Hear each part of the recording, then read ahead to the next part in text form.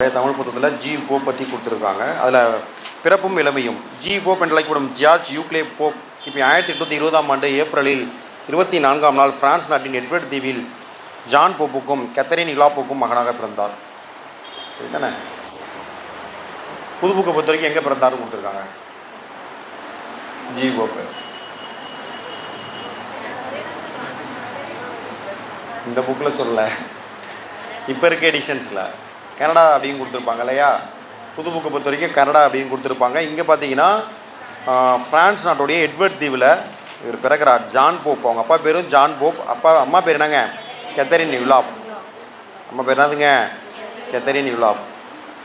போப்பின் பெற்றோர் சிறந்த கல்வியாளர்களாகவும் சமயப்பற்று மிக்கவர்களாகவும் விளங்கினர்.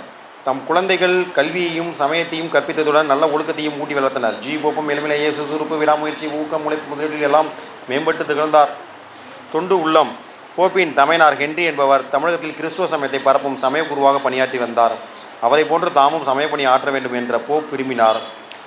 போப் தன்னுடைய 19வது அகவையில் தமிழகத்தில் சமயப்பணியாற்ற தேர்ந்தெடுக்கப்பட்டார். அவர் பாய்மர கப்பலில் சென்னை வந்து சேர 8 திங்கள் ஆயின. 8 திங்கள்னா 8 மாதம். சரிங்களா? அந்த 8 திங்களையும் வீணே கடிக்காமல் தமிழ் நூல்களையும் வடமொழி நூல்களையும் படித்தார். தமிழகம் வந்ததும் தமிழர் முன்னிலையில் சொற்பொழிவு ஆற்றும் அளவிற்கு தம் திறமையை மேம்படுத்தி கொண்டார். இவர் புத்தகம் எழுதுறாரு. வீரமா முனிவர் புத்தகம் எழுதுறாரு. வேறு மொழியை சேர்ந்தவங்க, வேற்று நாட்டை சேர்ந்தவங்க நாமளும் 8 மாதமாக படிக்கிறோம். என்ன பண்ணால் போதும்? பொது தமிழ் 120 எடுத்தால் போதும். புத்தகம் எழுதுகிறோமோ இல்லையோ, சரிங்களா? அப்போ நம்ம யோசனை பண்ணணும். தமிழ்லாம் கஷ்டம் அப்படின்னு சொல்கிறத விட நம்ம என்ன பண்ணணும்? அதுக்கு ரிஸ்க் எடுத்து படிக்கணும். தமிழகத்தில் சமயப்பணி. இவர் 19வது அகவையிலேயே 19வது வயசுலேயே வர்றார். அவர் எத்தனாவது வயசில் வந்தார்? வீரமா முனிவர் 30வது வயதில் வந்தார். சரிங்களா? போப்புடைய பிறந்த ஆண்டு பார்த்தீங்கன்னா 1820. 1820. சரிங்களா? ஒரு 8ல் 2 முட்டை போடுப்பா. ஷார்ட்கட். ஒரு 8 இருக்கு. ஃபஸ்ட்டு ஒரு முட்டை போடுவோம், அப்புறம் ஒரு முட்டை போடுவோம் இல்லையா? 8 இருக்குது, என்ன பண்ணுவோம்? அப்போ ஒரு 8ல் 2 முட்டை போடுப்பா. ஒரு 8ல் 2 முட்டை போடுப்பா. 1னா 1, 8னா 8, 2னா 2, முட்டைனா முட்டை, போடுப்பானா பிறந்த ஆண்டு. ஒரு 8ல் 2 முட்டை போடுப்பா. சரி தானே? ரைட்டு. தொடர்ந்து பார்த்தீங்கன்னா 19வது வயதிலே அவர் வராரு அப்படின்லாம் சொல்லி பார்த்தோம். அதுக்கு அடுத்த பக்கத்தில் பார்த்தீங்கன்னா தமிழகத்தில் சமயப்பணி. தமிழ்நாட்டில் சென்னை சாந்தோம் பகுதியில் சமயப்பணி ஆற்றிய போப் பின்னர் திருநெல்வேலி மாவட்டத்திற்கு சென்று அங்கு சாயர்புரத்தில் தங்கி பணியாற்ற தொடங்கினார். அவர் அங்கு பள்ளிகளை நிறுவினார். கல்வி பணியையும் சமயப்பணியையும் ஒருங்கே ஆற்றினார். சமய கல்லூரியில் தமிழ் இலக்கியங்கள், ஆங்கில இலக்கியங்கள் முதலியவற்றையும் கிரேக்கம், லத்தீன், எபிரேயம் முதலிய மொழிகளையும் கற்றுத்தர ஏற்பாடு செய்தார். கணிதம், அறிவாய்வு, தருக்கம், மெய்யறிவு, தத்துவம் ஆகியவற்றை கற்பிக்கும் கல்லூரி ஆசிரியராகவும் பணியாற்றினார். எத்தனை வேலை படித்துக்காரு பாருங்க. சரிங்களா? இங்கே அவர் பல்வேறு பணிகளை ஆட்டியிருக்கிறார். இப்படி சமய பணி ஆட்டியிருக்காரு, கல்வி பணி ஆட்டியிருக்காரு. சாயர்புரம், சாந்தோம், நல்லா ஞாபகம் வச்சுக்கணும். திருமணம். திருநெல்வேலி மாவட்டம் சாயர்புரத்தில் 1842 முதல் 1849ஆம் ஆண்டு வரை கல்வி பணியும் சமய பணியும் ஆற்றிய போப் இங்கிலாந்திற்கு சென்றார். 1850ஆம் ஆண்டில் திருமணம் செய்து கொண்டார். தம் மனைவியுடன் மீண்டும் தமிழகம் வந்து தஞ்சாவூரில் சமய பணியாற்ற தொடங்கினார். சரிங்களா? அவர் அப்பையும் மறுபடியும் இங்கே தான் வருகிறார். சரிங்களா? ரைட்டு. 1842 முதல் 49 வரைக்கும் அவர் சாயர்புரத்தில் இருந்தார். மறுபடியும் 1850 திருமணம். இந்தியாவுக்கு தஞ்சாவூரில் சமய பணியாற்றுகிறார். தமிழ் இலக்கிய ஆர்வம். தஞ்சையில் பணியாற்றிய 8 ஆண்டு காலத்தில் புறநானூறு முதலான சங்க நூல்களையும் நன்னூல் முதலான இலக்கணங்களையும் பயின்றார். திருக்குறள், திருவாசகம், நாலடியார் முதலிய தமிழ் நூல்களை பலமுறை படித்து அவற்றின் நயங்களை உணர்ந்தார். அவற்றை ஆங்கிலத்தில் மொழிபெயர்த்து வெளியிட்டால் மேலை நாட்டவர் அறிந்து பயனுறுவர் என்னும் உயர்ந்த எண்ணத்தோடு அம்முயற்சியில் ஈடுபட்டார். இந்தியன் சஞ்சிகை, இந்தியன் தொல்பொருள் ஆய்வு முதலான ஏடுகளில் தமிழ் மொழி பற்றிய ஆராய்ச்சி கட்டுரைகளை ஆங்கிலத்தில் எழுதினார். எந்த மொழியில் எழுதுகிறாரு? இந்தியன் சஞ்சிகை, இந்தியாவின் தொல்பொருள் ஆய்வு அப்படிங்கின்ற போன்ற ஏடுகளில் தமிழுடைய பெருமையை ஆங்கிலத்தில் எழுதுகிறாரு. இதே மேலே எக்ஸாம் இங்கே ஒரு ட்விஸ்ட் வைப்பாங்க. எந்த மொழியில் எழுதினார்? நம்ம தமிழின் பெருமையை தமிழில் தான் எழுதுவார் அப்படின்னு ஆன்சர் பண்ணுவோம். கவனம் குறைவில். சரிங்களா? தொடர்ந்து பார்த்தீங்கன்னா அக்கட்டுரைகளில் புறநானூற்று பாடல்களையும் புறப்பொருள் வெண்பா மாலை திணை விளக்கங்களும் தமிழ் புலவர் வரலாறும் இடம்பெற்றிருந்தன. போப் உயர்ந்த பண்பாட்டுக்குரிய பொறுமை, சினமின்மை, நட்பு முதலானவற்றை விளக்கும் 600 செய்யுள்களை அறநூல்களிலிருந்து ஆய்ந்தெடுத்து தமிழ் செய்யுள் கலம்பகம் என்னும் நூலாக தொகுத்ததோடு அந்த பாக்களுக்கு விளக்கமும் தந்தார்.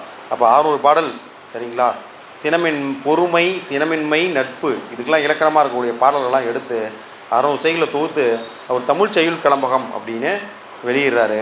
இந்த பாக்களும் அதுக்கான பாட்டும் இருக்குது, அதுக்கு விளக்கமும் இருக்குன்னு சொல்லியிருக்காங்க. பாடநூலின் முன்னோடி போப் தமிழை கற்கும் காலத்திலேயே நூலாசிரியராகவும் விளங்கினார். பள்ளியில் படிக்கும் குழந்தைகள் இலக்கணத்தை நன்கு அறிந்து கொள்ளும் வகையில் வினாவிடை முறையில் அமைந்த 2 இலக்கண நூல்களை அவர் எழுதினார். பெரியவர்கள் கற்கும் வகையில் இலக்கண நூல் ஒன்றையும் படைத்தார். குழந்தைகளுக்குன்னு நூல், பெரியவங்களா நீங்கள் நிறையா படிச்சிருப்பீங்களா, உங்களுக்குன்னு ஒரு நூல் அப்படின்னு எழுதி கொடுக்குறாரு. மேலை நாட்டார் தமிழை எளிதில் கற்றுக்கொள்ளும் வகையில் தமிழ் ஆங்கில அகராதி ஒன்றனையும் ஆங்கில தமிழ் அகராதி ஒன்றனையும் போப் வெளியிட்டார். தமிழில் வரலாற்று நூல்களையும் எழுதினார். பழைய தமிழ் இலக்கியங்களிலிருந்து சில செய்யுள்களை தொகுத்து நூலாக வெளியிட்டு அதனை பாடநூலாக வைக்க ஏற்பாடு செய்தார். தமிழில் உரைநடை நூல் ஒன்றனையும் எழுதினார். அப்போ உரைநடை எழுதியிருக்காரு. 1858ஆம் ஆண்டில் உதகமண்டலம் சென்ற அவர் பள்ளி ஒன்றை தொடங்கி அதன் ஆசிரியராகவும் பணியாற்றினார். சரிங்களா. முதல்ல சென்னை சாந்தோமில், அப்புறம் திருநெல்வேலி சாயப்புரத்தில், அப்புறம் தஞ்சாவூரில், அப்புறம் உதகமண்டலத்தில். சரி தானே. எந்த ஆண்டு ஆரம்பித்தார்? 1858. தமிழ் செய்யுள் கலம்பகம் எக்ஸாமில் கேட்டிருக்காங்க. இந்த உதகமண்டலத்தில் பள்ளி தொடங்கினதை தேர்வில் கேட்டிருக்காங்க. தமிழ் தொண்டு தாயகத்துக்கு சென்றப்போ 1885 முதல் 1908ஆம் ஆண்டு வரை 23 ஆண்டுகளாக இங்கிலாந்து பல்கலைக்கழகத்தில் தமிழ் தெலுங்கு கற்பிக்கும் பேராசிரியராகவும் பணிபுரிந்தார். சரிதானே. இங்கிலாந்து போயிட்டு அவர் விடலை. சரிதானே. அவர் தமிழ் கற்பிக்கிறாரு, தெலுங்கு கற்பிக்கிறாரு. சரிதானே. 1885 முதல் 1908 வரைக்கும். 1885 சொல்லும்போது உங்களுக்கு என்ன ஞாபகத்துக்கு வருது? Formation of Congress. சரிங்களா. இந்திய தேசிய காங்கிரஸின் தொடக்கம். சரிங்களா. ரைட்டு. அப்போ 1908 வரைக்கும் அவர் என்ன பண்ணியிருக்காருங்க, 23 ஆண்டு வரை இங்கிலாந்து பல்கலைக்கழகத்தில் பணிபுரிந்திருக்கிறாருங்க. தொடர்ந்து பார்த்தீங்கன்னா திருக்குறளை 40 ஆண்டுகள் படித்து சுவைத்த போப் அதனை ஆங்கிலத்தில் மொழிபெயர்த்து 1886ஆம் ஆண்டில் வெளியிட்டார். எக்ஸாமில் கேட்ட கேள்வி 1886. சரிதானே. அதுக்கப்புறம் பார்த்தீங்கன்னா அடுத்த வரையும் அவர் தமது 80வது அகவையில் 80 வயசு ஆகுது. அப்போ 1990ஆம் ஆண்டு 1900 அவர் திருவாசகத்தின் ஆங்கில மொழிபெயர்ப்பினை வெளியிட்டார். 1900 திருவாசகத்துடைய ஆங்கில மொழிபெயர்ப்பை அவர் வெளியிட்டார். அப்போ இது ரெண்டுமே எக்ஸாமில் கேட்ட கேள்வி. தம் இறுதி காலத்தில் புறப்பொருள் வெண்பாமாலை, புறநானூறு, திருவருட்பயன் முதலிய நூல்களையும் பதிப்பித்தார். எதாங்க? புறப்பொருள் வெண்பாமாலை, புறநானூறு, திருவருட்பயன். சரிதானே. அங்கே அவருடைய போப்புடைய கல்லறை இருக்கா? George யூக்ளோ Pope. சரிங்களா. டிடி அப்படிலாம் கொடுத்துருக்காங்க. பிறந்த தேதி 24 ஏப்ரல் 1820. இறந்த தேதி 11 பிப்ரவரி 1908. சரிதானே. மொபைலில் இருக்கிறதெல்லாம் ஜூம் பண்ணி சொல்கிறேன். 11 பிப்ரவரி 1908. பிறந்தது 24 ஏப்ரல் 1820. ஏப்ரல் 24 வேறு யாருங்க பிறந்தா இந்தியாவில்?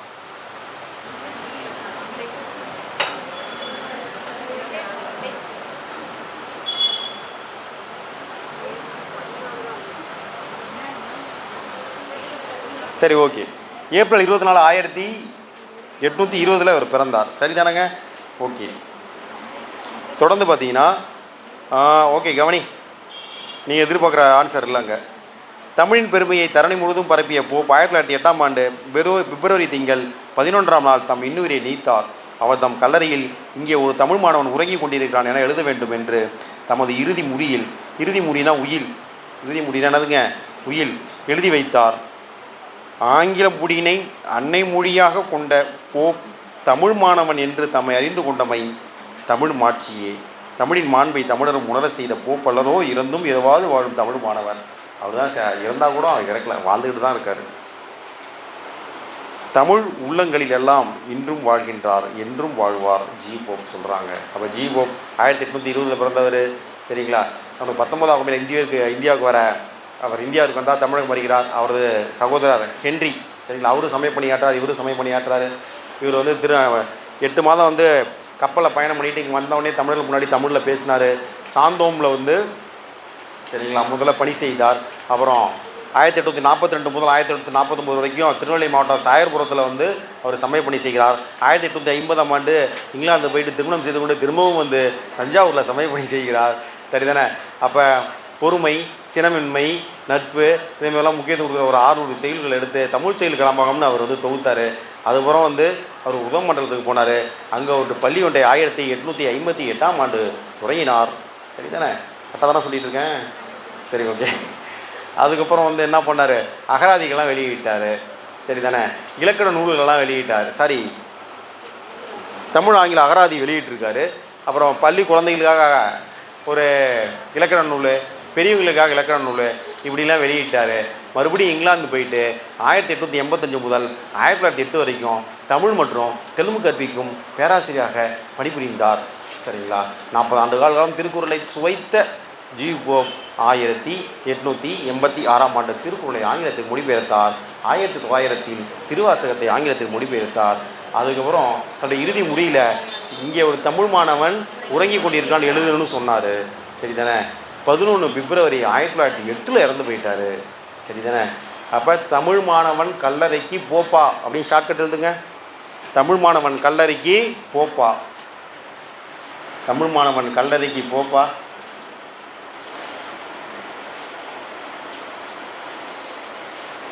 தமிழ் மாணவன் கல்லறைக்கு போப்பா. அப்போ தமிழ் மாணவனா யார் தன்னுடைய கல்லறையில் தமிழ் மொழி எழுத சொன்னார்னு அர்த்தம். கல்லறைன்னா கல்லறைன்னு வந்துச்சு, போப்பானா ஜி போப்புன்னு அர்த்தம். சரிதானே?